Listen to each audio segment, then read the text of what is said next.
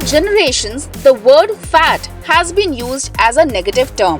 Whenever we see someone overweight, we term them as fat, and that is the case all over the world.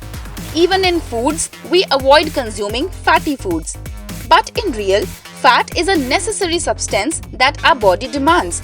There are several foods which are full of fat and still are healthy for us. Olive oil is 100% fat, whereas cake just have 12% fat. But still, olive oil is healthy for us. But why is that? Why fat has been categorized in a negative box for several years despite being useful for us?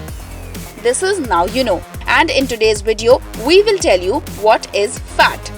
The amount of fat we eat doesn't impact our weight, cholesterol or heart disease. It is impacted by what kind of fat we eat, trans fat or saturated fat. Fat is actually made up of molecules called triglyceride.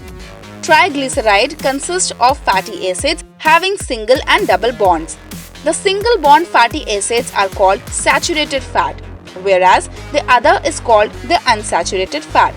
Unsaturated fat are good for us, whereas the story with saturated fat is different because they are hard to break and digest. The trans fat, on the other hand, is made from partially hydrogenating the unsaturated fat. The olive oil is 100% unsaturated fat.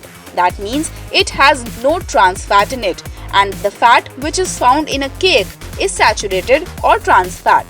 So, even if olive oil has 10 times fat than a cake, it is healthy for us, whereas cake is not.